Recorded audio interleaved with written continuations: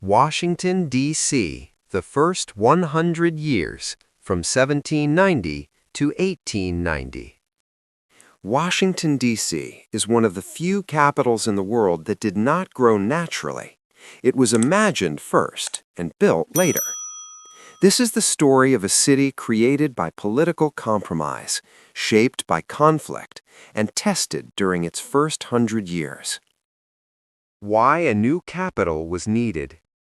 After the American Revolution, the new United States faced a fundamental question: where should power live? Philadelphia, New York, and other cities competed for influence, but none of them felt neutral. Northern states wanted a strong federal government. Southern states feared domination. In 1790, the solution came not through idealism, but compromise. The federal government would assume state debts, and in return, the capital would be built in the South, along the Potomac River. The decision placed the future capital between Maryland and Virginia, on land that belonged fully to neither. And George Washington insisted on one thing: the capital would be purpose-built, not inherited. Choosing the location. The chosen land was not impressive. It was humid, low-lying, partially swampy. There were farms, small villages, forests, and muddy roads. Mosquitoes were common. Summers were brutal. Many Americans openly questioned the choice. Some believed the capital would never survive. But Washington saw something others did not: a central location, access to waterways, and symbolic distance from existing power centers. A city designed on paper. Washington, D.C. would not grow street by street.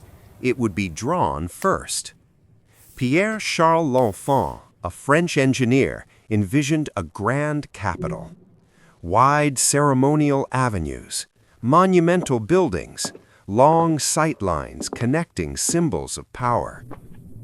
His plan was ambitious, almost unrealistic.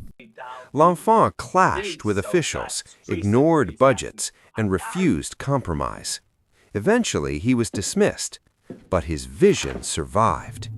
The bones of modern Washington still follow his design. A capital without a city. In 1800, the federal government officially moved to Washington. The reality was disappointing. The White House stood isolated in open land. The Capitol was unfinished. Streets were unpaved and often impassable. Foreign diplomats complained of mud, heat, and boredom. Lawmakers returned home whenever possible. Washington was a capital, but not yet a functioning city. The burning of Washington. During the War of 1812, Washington faced its greatest humiliation. In 1814, British forces marched into the city. They burned the Capitol, the White House, government buildings. The symbols of American power were reduced to ruins.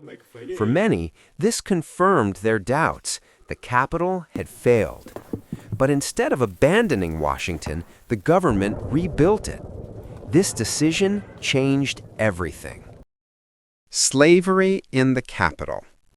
For much of its early history, Washington was also a city of slavery. Enslaved people built federal buildings, worked in households, were bought and sold near the Capitol. This contradiction, liberty beside bondage, defined the city. In 1862, Washington became one of the first places in the United States to abolish slavery, 3 years before the National Emancipation Proclamation. Civil War Washington. The Civil War transformed Washington permanently. Soldiers flooded the city. Hospitals filled public spaces. Dozens of forts surrounded the capital.